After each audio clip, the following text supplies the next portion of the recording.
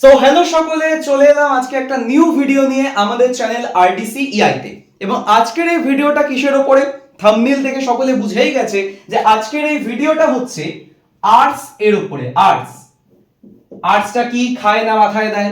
এবার প্রথমে একটা কথা বলি, তোরা যারা যে ভাই বোনেরা এবারে মাধ্যমিক 2026 দিলি, 2026 সালে মাধ্যমিক পরীক্ষা দিয়েছিস, তারা প্রত্যেকেই, পরীক্ষা তো শেষ হয়ে গেছে, প্রায় 5-6 দিন হয়ে গেছে, তো এখন তোদের মধ্যে টেনশন কাজ করছে, তোরা ভাবনা চিন্তা করছিস যে ক্লাস 11-এ এবার উঠবো এবং ক্লাস 11-এ আমরা কোন স্ট্রিমে যাব, আমরা কি সাবজেক্ট কম্বিনেশন নেব বা কোন কোন সাবজেক্ট নেব, এটা তোদের মধ্যে চিন্তা চলছে। তাই এই চ্যানেলে যারা পুরনো আছিস, যারা এই চ্যানেলটাকে ফলো করিস, তারা প্রত্যেকেই দেখেছিস যে যেদিনকে মাধ্যমিক পরীক্ষা শেষ হয়েছে তার পরের দিন আমি কম্পিউটার অ্যাপ্লিকেশন এবং কম্পিউটার সায়েন্স সাবজেক্টের উপর ডিটেইলড ভিডিও বানিয়ে দিয়েছি। তারপরের ভিডিওতে নিউট্রিশন সাবজেক্টের উপর ডিটেলসে ভিডিও বানিয়ে দিয়েছি। তারপরের ভিডিও বায়োসায়েন্সের, তারপরে ভিডিও ইকো সায়েন্সের এবং তারপরে ভিডিও কমার্সের আমি করে দিয়েছি, ঠিক আছে? এবং আজকের এই ভিডিওটা সেটা হচ্ছে আর্টসের, মানে আর্টস কম্বিনেশন, ক্লাস 11-12 এ উচ্চ মাধ্যমিকে আর্টস স্ট্রিমে আর্টস কম্বিনেশনে কি কি সাবজেক্ট থাকে এবং কত রকমের কম্বিনেশন তোরা করতে পারিস এবং কোন কোন সাবজেক্টের কি কি ফিউচার রয়েছে।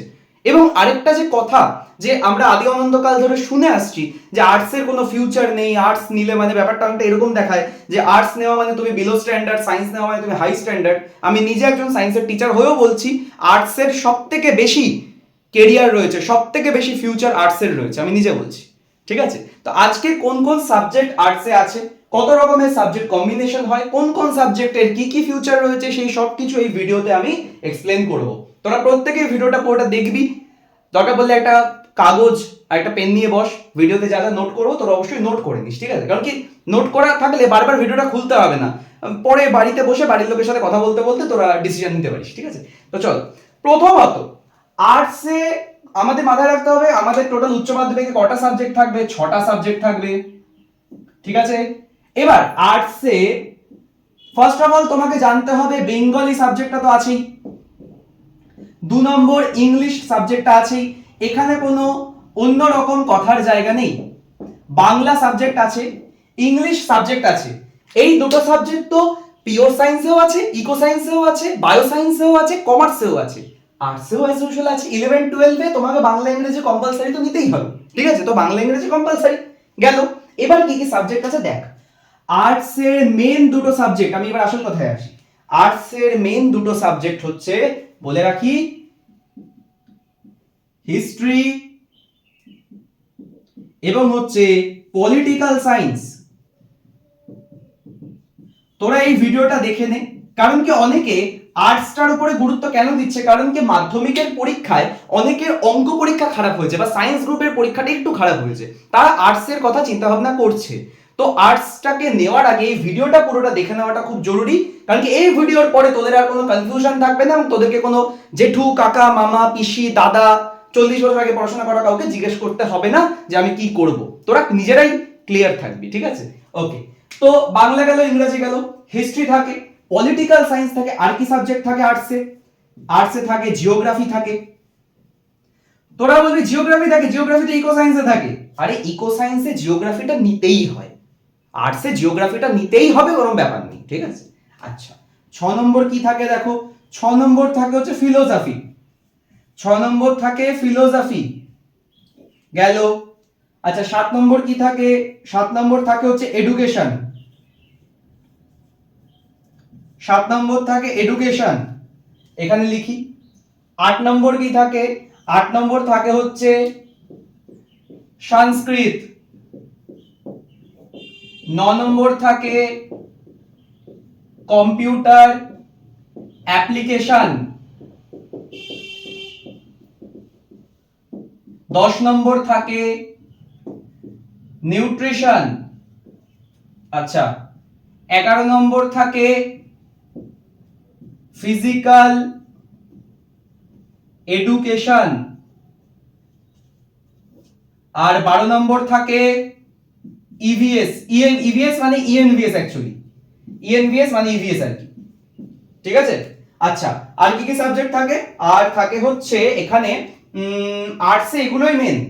আর কি সাবজেক্ট আমি বলছি, আচ্ছা হ্যাঁ, সাইকোলজি থাকে, সাইকোলজি থাকে, হ্যাঁ প্লিজ ভাই কেউ এটা বলবে না যে দাদা সাইকোলজি তো সায়েন্সের সাবজেক্ট। হ্যাঁ সাইকোলজি সায়েন্সের সাবজেক্ট, কিন্তু আর্টসেও দেয়, আর্টসেও সাইকোলজি নেওয়া যায়, ঠিক আছে ওকে। সে তো ইভিএসও ভাই সায়েন্সের সাবজেক্ট, ইভিএসও নেওয়া যায় আর্টসে, নিউট্রিশনও সায়েন্সের সাবজেক্ট, কম্পিউটার অ্যাকচুয়ালি তো সায়েন্সের সাবজেক্ট, তাও তো আর্টসে কমার্সে নেওয়া যায়, ঠিক আছে। জিওগ্রাফি তো actually one kind of science, তাও তো জিওগ্রাফি নেওয়া যায়। ওগুলো কোনো ব্যাপার না, সাবজেক্ট কম্বিনেশন এখন প্রচুর রকমের হয়ে গেছে, তোরা সব রকমের সাবজেক্ট নেওয়ার সুযোগ এখন পাবি, এখন সিস্টেম নতুন হয়ে গেছে না, আগেকার মতো নেই, ওকে চল। আচ্ছা এখানে আমি লিখে দিলাম তোদেরকে এতগুলো মেজর সাবজেক্ট আছে, মানে কটা সাবজেক্ট পেলি তোরা, বাংলা ইংরেজি তো ঠিক আছে, চলো বাংলা ইংরেজি তো এমনি নিতে হচ্ছে, এ নিয়ে কোনো কথা নেই, বাংলা ইংরেজি এমনি নিতে হবে, তাহলে বাংলা ইংরেজি বাদে তোরা অনেকগুলো সাবজেক্ট পেয়ে গেলি, history, political science, geography, philosophy, education, Sanskrit, computer application, nutrition, physical education, EVS, psychology. আর কি সাবজেক্ট আছে, আরো কি সাবজেক্ট এর মধ্যে কি আছে, এর মধ্যেও সাবজেক্ট আছে, এর মধ্যেও সাবজেক্ট আছে, সাবজেক্ট কেমন থাকবে না, অবশ্যই আছে, কিন্তু এগুলো মেজর সাবজেক্ট। তোরা এখানে আরো অ্যাড করতে পারিস, আমি অন্য কালি দিয়ে লিখছি, অন্য কালি দিয়ে কেন লিখছি, কারণ কি এবার আমি যে সাবজেক্টগুলোর নাম লিখবো সেগুলো অ্যাকচুয়ালি প্রপারলি কোনো স্ট্রিমের সাবজেক্ট নয়, কিন্তু নতুন চালু হয়েছে বলে যে কোনো স্ট্রিমের স্টুডেন্টরা এই সাবজেক্টগুলো নিতে পারে, লিখে দিচ্ছি। 14 নম্বরে আমি লিখছি এআই, এআই শুনেছিস তো তোরা, এআই। 15 নম্বরে আছে ডেটা সায়েন্স,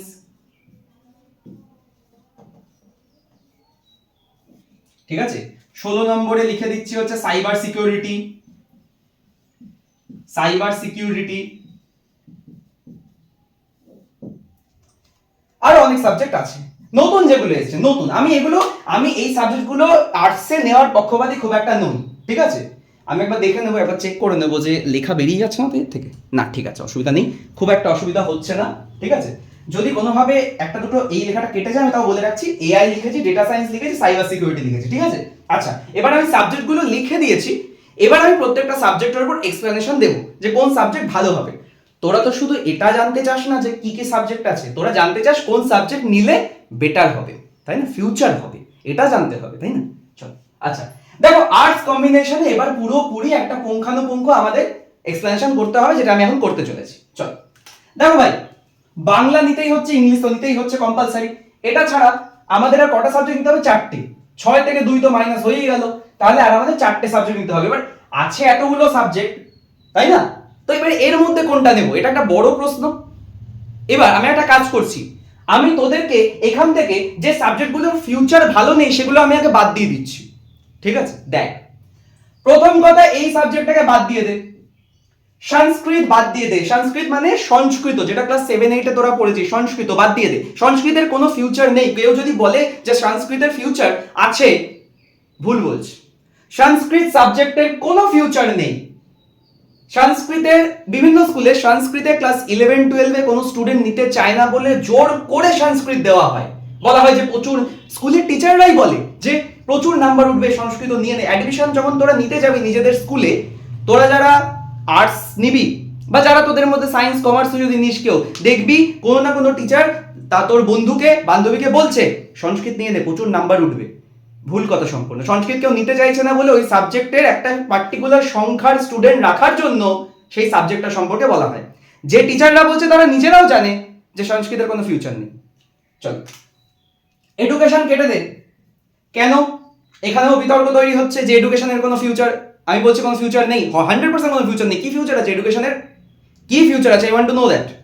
অনেকে বলে বিএড এর সঙ্গে এডুকেশনের সম্পর্ক, আরে বাবা বিএড মানে ব্যাচেলর অফ এডুকেশন, যেটা মানে টিচার হওয়ার জন্য যে বিএড করতে হয়, 99% স্টুডেন্ট এডুকেশনের হয়ই না যারা বিএড করে টিচার হয়েছে। সুতরাং ওই কথাটা ভুল, এডুকেশনের কোনো পার্টিকুলার ফিউচার নেই, পার্টিকুলার ফিউচার নেই। তোরা বিভিন্ন কলেজে চলে যা, এডুকেশন ডিপার্টমেন্টের স্টুডেন্ট দেখতে পারবি বেশিরভাগ রেজাল্ট বিলো রেজাল্টের স্টুডেন্টসগুলো সব এডুকেশন ডিপার্টমেন্টে রয়েছে। আমি কোনো সাবজেক্টকে ছোট করছি না, কিন্তু ডিরেক্ট বলছি, যেটা কথা বলা, যেটা বলা ডিরেক্ট বলবো, ঠিক আছে। আরেকটা সাবজেক্ট যেটা মোস্ট ইউজলেস সাবজেক্ট, যেটাকে মানে রাখাই বেকার, যে সাবজেক্টে আমি যুক্তি পাই না, সেটা হচ্ছে ফিলোসফি, এটাকেও বাদ দিয়ে দাও। ফিলোসফি, এডুকেশন, সংস্কৃত, এই 3টে সাবজেক্টের কোনো ফিউচার আমি দেখি না, আমি দেখিনি এত বছরের, আমি এত কোনো ফিউচার এই 3টে সাবজেক্টের আমি দেখিনি। হ্যাঁ দেশের বাইরে চলে যা সংস্কৃতের কেরিয়ার পাবি, দেশের বাইরে চলে যা ফিলোসফির কখন কেরিয়ার আছে, ওই পিএইচডি ডিগ্রি যখন করতে যাবি তখন, পিএইচডি দেরি আছে, অনেক দূরের গল্প সেটা। এডুকেশন নেই আমি মনে করি, গেল। এবার বাকি রয়েছে এতগুলো সাবজেক্ট। তাহলে কি করলাম, আমি একটা কাজ করি, আমি ফিলোসফিটা মুছে দিই। যখন বাদ দিয়ে দিচ্ছি ফিলোসফি আমি মুছে দিই, আমি এখানে এডুকেশনটা মুছে দিই, কারণ যখন বাদ দিয়ে দিচ্ছি এডুকেশনটা আমি মুছে দিই। ঠিক আছে, এখানে আমি চলো সংস্কৃত মুছে দিলাম। এবার প্রশ্ন হচ্ছে এটা, যে তোদের মধ্যে অনেকে হিস্ট্রিটা খুব ভালোবাসে, তাই না? অনেকে আছে হিস্ট্রি ভালোবাসে, যে দাদা আমি হিস্ট্রি পড়বো, হিস্ট্রি ইতিহাস আমার খুব ভালো লাগে।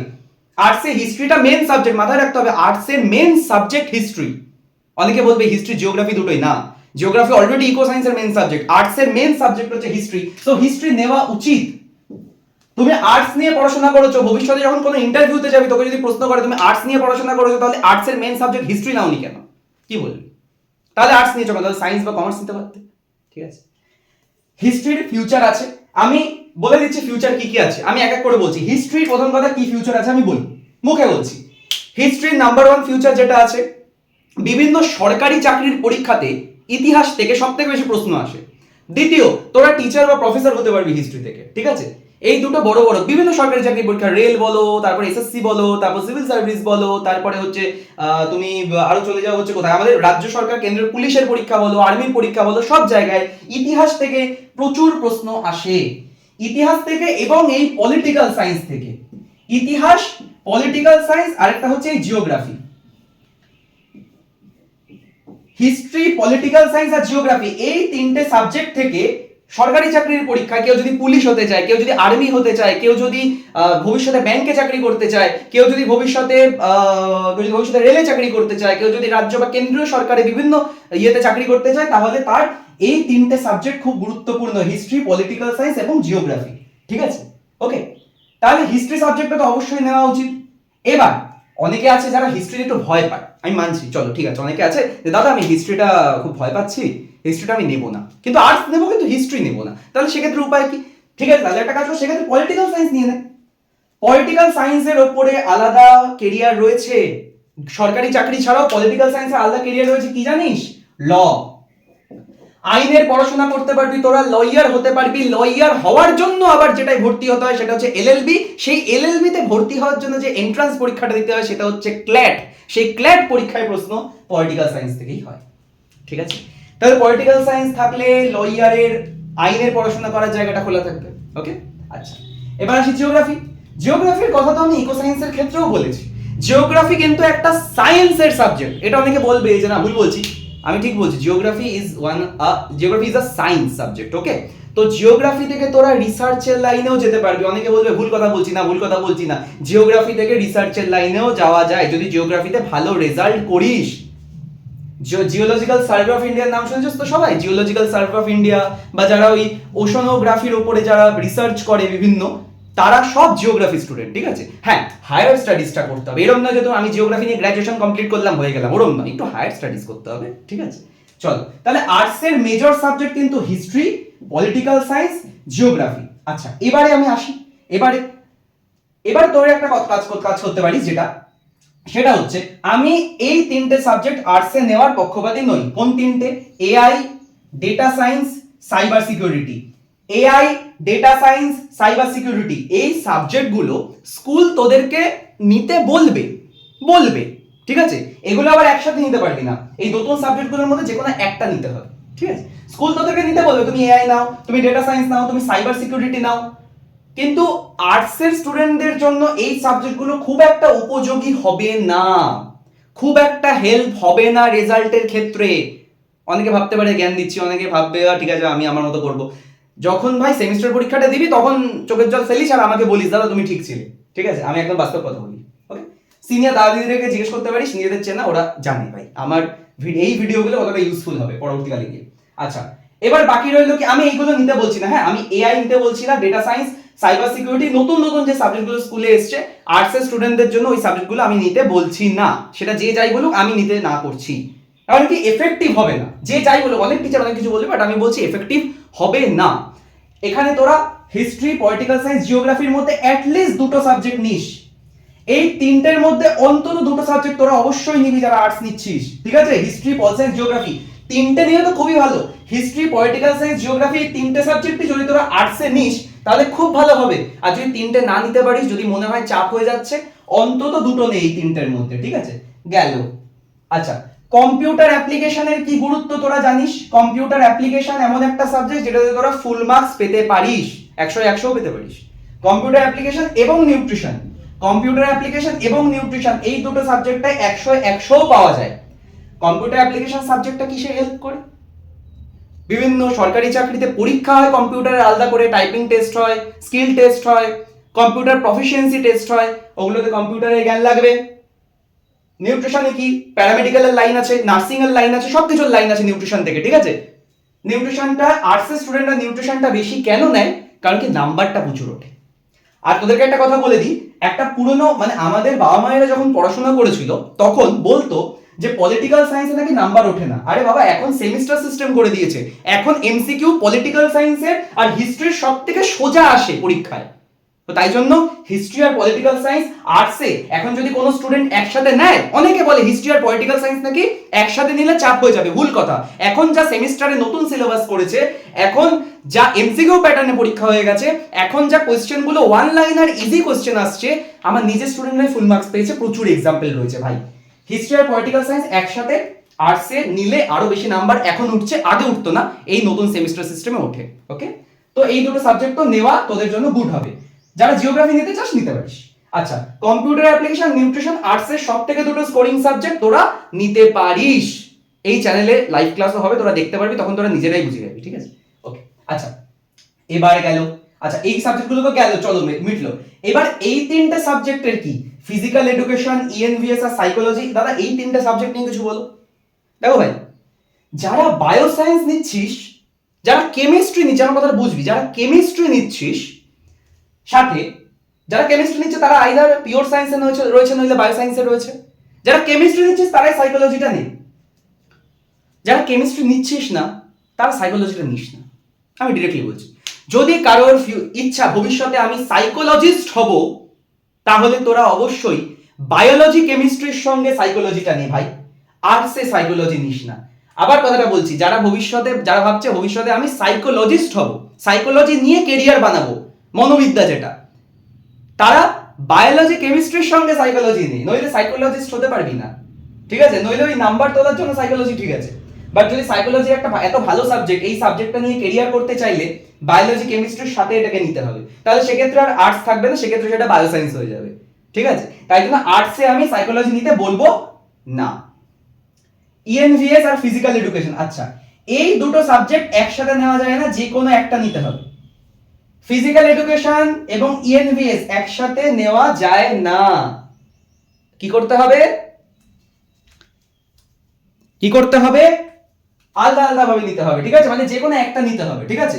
আবার একটা কথা বলি, কম্পিউটার অ্যাপ্লিকেশন, ফিজিক্যাল এডুকেশন আর ইএনভিএস এই তিনটে সাবজেক্ট একসাথে নেওয়া যায় না, আলাদা আলাদা নিতে হবে। তবে হ্যাঁ, তোর যদি আমাকে আর্টসের কথা জিজ্ঞেস করিস, দাদা কম্পিউটার অ্যাপ্লিকেশন, ইএনভিএস আর ফিজিক্যাল এডুকেশনের মধ্যে কোনটা নেব, আমি বলবো কম্পিউটার অ্যাপ্লিকেশন নিয়ে নে। আর যদি কেউ, আমি এটাও বলি, আমি কিন্তু কখনো নিজের সাবজেক্টের দিকে স্টুডেন্টদেরকে করি না, আমি একদম সত্যিটা বলি। যদি কোনো কেউ তোদের মধ্যে কেউ এমন হয়ে থাকে যে খেলিস ভালো, কথাটা বুঝবি, যে ভালো খেলিস, কেউ ধর আছিস জিমন্যাস্টিক করিস, এনসিসি করিস, কেউ ধর খুব ভালো, কেউ ধর খুব প্লেয়ার, তোদের মধ্যে অনেক আছে প্লেয়ার, ক্রিকেট খেলে, ফুটবল খেলে, অনেকেই আছিস, ক্রিকেট খেলিস, ফুটবল খেলিস, বা কোনো স্পোর্টসের সাথে যুক্ত, জিমন্যাস্টিক করিস, এনসিসি করিস, তাদের জন্য না ফিজিক্যাল এডুকেশনটা পারফেক্ট। তোরা ফিজিক্যাল এডুকেশন নিয়ে নে ভাই, তোরা কম্পিউটার নিস না।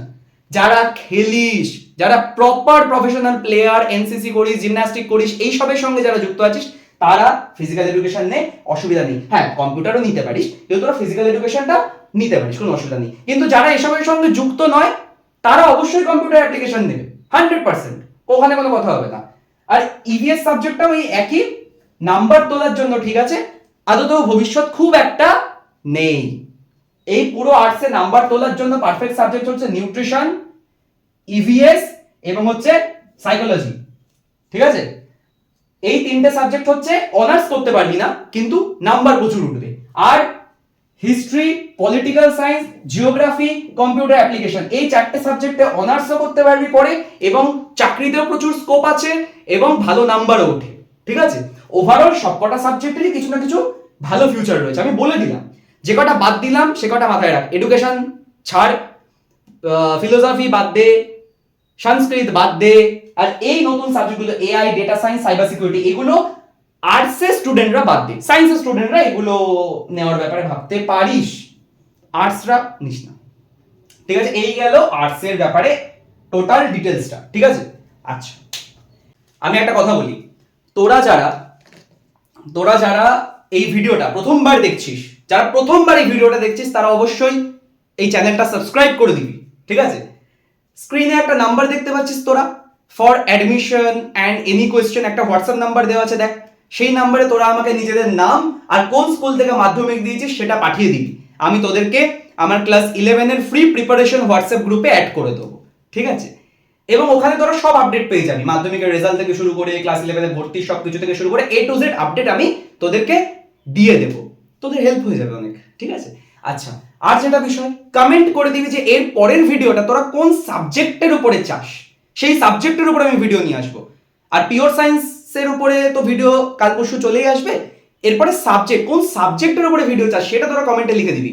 একটু পারলে থ্যাংক ইউ বলে দিস কেউ কমেন্টে যদি চাস, যদি মনে হয় আমার দ্বারা উপকার হলো তোদের। ঠিক আছে, আচ্ছা আরেকটা ইম্পর্টেন্ট কথা বলে দিই, সেটা হচ্ছে যদি ভর্তি হওয়ার ব্যাপারে, মানে আরটিসি ইআই এর, আমাদের আরটিসি ইআই এর অফলাইন ব্যাচে বা অনলাইন ব্যাচে যদি ভর্তি হতে চাস, সেটা আমি একটু লিখে দিই, সেটা একটু দেখে নিতে হবে। ঠিক আছে, আমাদের কিসের ব্যাচ আছে, কম্পিউটার অ্যাপ্লিকেশন, তারপরে নিউট্রিশন, তারপরে ইএনভিএস, তারপরে হিস্ট্রি, তারপরে পলিটিক্যাল সায়েন্স। কেউ যদি এআই ব্যাচে ভর্তি হতে চায় সেটাও হতে পারে। ঠিক আছে, তাহলে কম্পিউটার অ্যাপ্লিকেশন, নিউট্রিশন, ইএনভিএস মানে EVS, history, political science, AI, এই 6টা ব্যাচে 6টা সাবজেক্ট, 6 সাবজেক্টস ব্যাচেস। ঠিক আছে, এই 6টা সাবজেক্টের যদি অফলাইন ব্যাচে কেউ ভর্তি হতে চায় আমাকে জানাবে, আমাকে স্ক্রিনে যে নাম্বারটা দেওয়া আছে সেই নাম্বারে ফোন করে দিবি, ভর্তি হয়ে যেতে পারবি। কোথায় কোথায় অফলাইন ব্যাচ রয়েছে লিখে দিই, নৈহাটিতে রয়েছে, তারপরে হচ্ছে শ্যামনগরে রয়েছে, তারপরে রয়েছে কোথায়, ব্যারাকপুরে।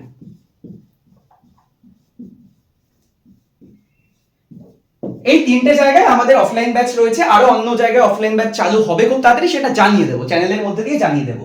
নৈহাটিতে যদি কেউ এসে পড়তে চাস পড়তে পারিস, শ্যামনগরে যদি এসে কেউ পড়তে চাস পড়তে পারিস, ব্যারাকপুরে যদি এসে কেউ পড়তে চাস পড়তে পারিস। কোন কোন subject, computer application, nutrition, EVS, history, political science, AI. Computer সায়েন্সটা এখানে লিখে নিই, কম্পিউটার সায়েন্সেরও ব্যাচ আছে। ঠিক আছে, যেহেতু কম্পিউটার সায়েন্সটা আর্টসের মধ্যে পড়ে না, তাই আমি কম্পিউটার সায়েন্সটা এখানে লিখিনি। আচ্ছা, যারা এই 3টে জায়গায় আসতে পারবি না, নৈহাটি, শ্যামনগরে, ব্যারাকপুরে, তারা কোথায় পড়বি, তারা অনলাইন পেড ব্যাচে পড়তে পারিস।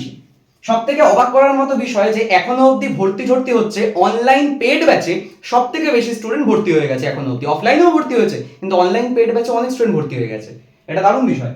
অনলাইন পেড ব্যাচ মানে মান্থলি একটা ছোট্ট পেমেন্ট আছে, মান্থলি একটা ছোট্ট ফিস, খুবই সামান্য, খুবই ছোট্ট একটা ফিস মান্থলি, সেটা দিয়ে তোরা অনলাইন পেড ব্যাচে ইউটিউবে প্লাস গুগল মিটে 2 জায়গাতেই তোরা ক্লাস করতে পারবি এই সবকটা সাবজেক্টে।